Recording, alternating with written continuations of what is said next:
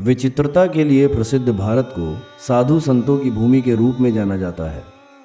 अपनी साधना, अलौकिक शक्ति और चमत्कार के लिए कई संत संपूर्ण विश्व में प्रसिद्ध हैं। ऐसे ही अनेक महापुरुषों की जीवनी एवं पौराणिक कथाएं जानने के लिए सब्सक्राइब करें हमारे इस नवीनतम चैनल वैदिक मिस्टिक को। मैं हूं आरजे तन्मय और आज मैं आप सबको ऐसे महापुरुष के विषय में बताने जा रहा हूं जिन्हें श्री रामकृष्ण परमहंस जी ने काशी के सचल विश्वनाथ के नाम से संबोधित किया था। जी हाँ, मैं बात कर रहा हूं स्वामी गणपति सरस्वती के विषय में, जिन्हें आप और मैं योगी राज त्रैलंग स्वामी के नाम से जानते हैं। इन्होंने अपना अधिकांश जीवन वाराणसी में व्यतीत किया और अपनी दीर्घायु एवं आध्यात्मिक शक्तियों के लिए लोक समाज में प्रसिद्ध हुए। कुछ तथ्यों के अनुसार वे 1737 से 1887 तक वाराणसी में निवास करते थे। श्री त्रैलंग स्वामी जी 280 वर्ष की आयु में भी पुष्ट शरीर एवं आध्यात्मिक देह बल से युक्त थे, जिनके चमत्कारों को ब्रिटिश शासन द्वारा दर्ज किया गया था। ऐसे ही अनेक तथ्यों के अध्ययन के पश्चात हम इस प्रस्तुति को आपके समक्ष प्रस्तुत कर रहे हैं। परंतु शुरू करने से पूर्व हमारे इस प्रस्तुति को प्रायोजित करने के लिए हम अपने सभी अनुदानकर्ताओं को धन्यवाद देना चाहते हैं। उन्हीं के सहायता से हम ये नियमित प्रस्तुतियां आपके समक्ष प्रस्तुत कर पा रहे हैं। तो विलंब ना करते हुए हम आज की इस प्रस्तुति को शुरू करते हैं।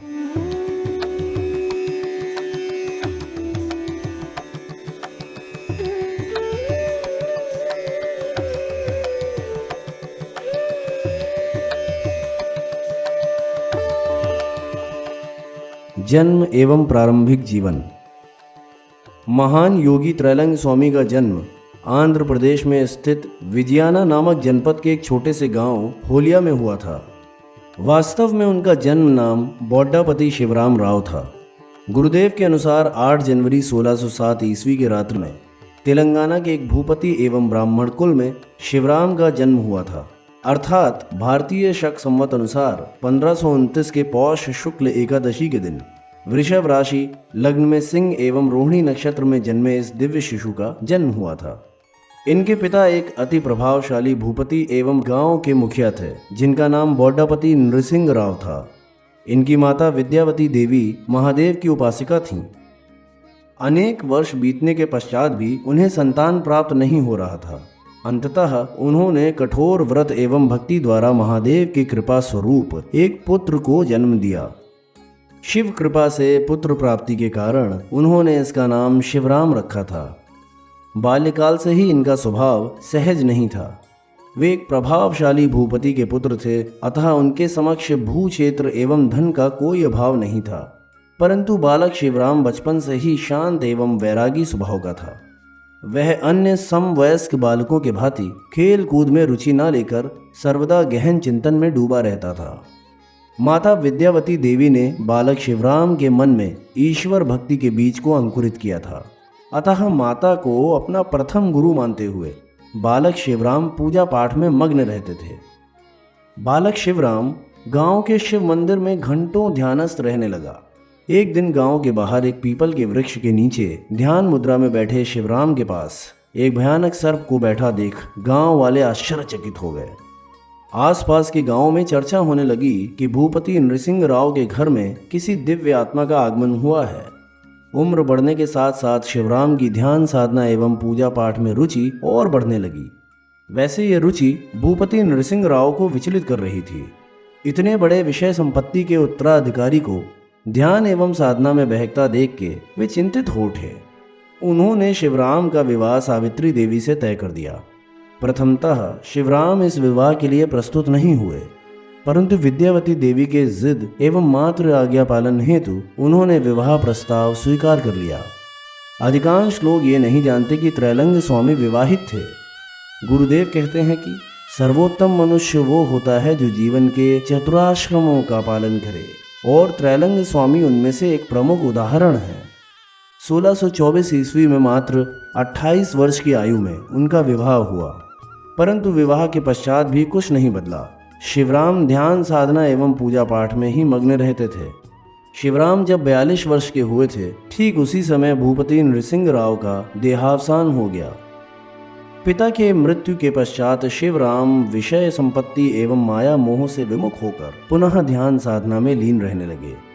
यह देखकर माता विद्यावती ने उन्हें समझाने का प्रयत्न किया, परंतु उन्हें यह ज्ञात हो गया कि शिवराम कोई साधारण मनुष्य नहीं है जो माया मोह में लिप्त होकर अपना जीवन व्यर्थ कर दें। माता की मृत्यु एवं साधना का मार्ग। एक दिन माता विद्यावती ने शिवराम से कहा कि उन्हें काली साधना शुरू कर देनी चाहिए। माता के इस आदेश को सुनकर शिवराम हर्षित हो उठा। विद्यावती द्वारा मंत्र दीक्षा के पश्चात उन्होंने शमशान में अपनी साधना शुरू कर दी। उनकी माता ने उनसे यह भी आग्रह किया था कि जब तक वे जीवित हैं तब तक शिवराम गृह त्याग ना करे। शिवराम ने अपने माता से पूछा कब उन्हें सद्गुरु की कृपा प्राप्त होगी, कब उनके यौगिक जीवन को सफल करने हेतु सद्गुरु का आगमन होगा और कब वे सांसारिक माया से मुक्त होंगे। इस प्रश्न के उत्तर में माता विद्यावती कहती हैं कि सटीक समय आने पर गुरु स्वयं शिष्य के समक्ष प्रस्तुत हो जाते हैं और यदि वे एक निष्ठ होकर प्रयास एवं अभ्यास करते रहें तो सद्गुरु अवश्य उनके जीवन में आएंगे। अतः माता गुरु की आज्ञा पालन करते हुए वे दिन में गृहस्थ कार्य करते थे एवं रात्रि में काली साधना। ये करते करते करीब 11 वर्ष बीत गए, उन्हें पता भी नहीं चला और इसी वर्ष उनकी माता ने भी देह त्याग कर दिया, जिसके पश्चात शिवराम का हृदय समस्त सांसारिक मोहमाया से पूर्ण रूप से विरक्त हो गया। माँ के दाह संस्कार के पश्चात शिवराम ने गृह त्याग दिया। वे वहीं शमशान में जहाँ उनकी माँ का अंतिम संस्कार हुआ था उसी स्थान पर साधनारत हो गए। शिवराम के सौतेले भाई श्रीधर उनके नियमित भोजन का प्रबंध शमशान में ही कर देते थे। वर्षा ऋतु समीप था, अतः बड़े भाई को कोई कष्ट ना हो, यह सोचकर श्रीधर ने उनके लिए उसी शमशान में एक कुटिया का निर्माण कर दिया। अनेक अनुरोध करने के पश्चात वे चिता की राख के पास से हटकर कुटिया में रहने लगे। दिन बीत गया, महीने बीत गए, वर्ष भी बीतने लगे। लगभग 20 वर्ष तक एकांत में माँ के निर्देशानुसार शिवराम साधना करते रहे। उन्हें विश्वास था कि माँ का कथन कभी मिथ्या नहीं होगा, कभी न कभी उनके सद्गुरु उपस्थित होंगे एवं उन्हें दीक्षा देकर पूर्णता प्रदान करेंगे। दीक्षा एवं संन्यास जीवन। यह सन 1676 की एक संध्या का समय था। होलिया गांव के उस शमशान में स्थित शिवराम की कुटिया के समीप संयोगवश एक संत का आगमन हुआ। संत ने आवाज दी, अलख निरंजन। शिवराम कुटिया के बाहर इस दिव्य सन्यासी को देखकर चौंक उठे। शिवराम ने मन ही मन स्वयं से प्रश्न किया, क्या यही मेरे वास्तविक गुरु हैं? इस गांव में ऐसा संत कभी नहीं आया। जो भी आते हैं वो गांव के लोगों से मधुकरी एवं भिक्षा मांगते हैं, परंतु इस सुनसान शमशान भूमि में आज तक कोई नहीं आया। तभी संत ने कहा, हे पुत्र, रात भर के लिए क्या तुम मुझे अपनी इस कुटिया में स्थान दोगे? सन्यासी को गृहस्थों के यहाँ नहीं रहना चाहिए, अतः मैं तुम्हारे पास आया हूँ। शिवराम ने आकुल भाव से कहा, आइए आइए महाराज, इस दीन की कुटिया में आपका स्वागत है। शिवराम की सेवा से भगीरथ स्वामी इतने संतुष्ट हुए कि एक रात्रि विश्राम करने की जगह वे महीनों रुक गए। शिवराम ने इस बीच अनुभव किया कि स्वामी जी एक असाधारण व्यक्तित्व हैं। इनके पास ज्ञान का अपूर्ण भंडार है। शिवराम ने यह निर्णय कर लिया कि वे भागीरथ स्वामी से दीक्षा प्राप्त किए बिना उन्हें नहीं छोड़ेंगे। इसके बाद भागीरथ स्वामी ने शिवराम को साथ लेकर होलिया गांव से उत्तर की ओर पदार्पण किया।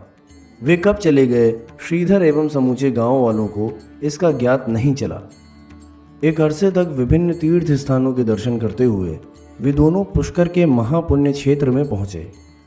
पुष्कर में भगीरथ स्वामी ने शिवराम को 78 वर्ष की आयु में दीक्षा प्रदान की एवं इनका नाम गणपति स्वामी रखा। दीक्षा देने के बाद बीज मंत्र का जप तथा अन्य गुह्य रहस्यों की जानकारी गणपति जी को अपने गुरुदेव से प्राप्त होने लगी। इस साधना का फल उन्हें निरंतर प्राप्त होता गया।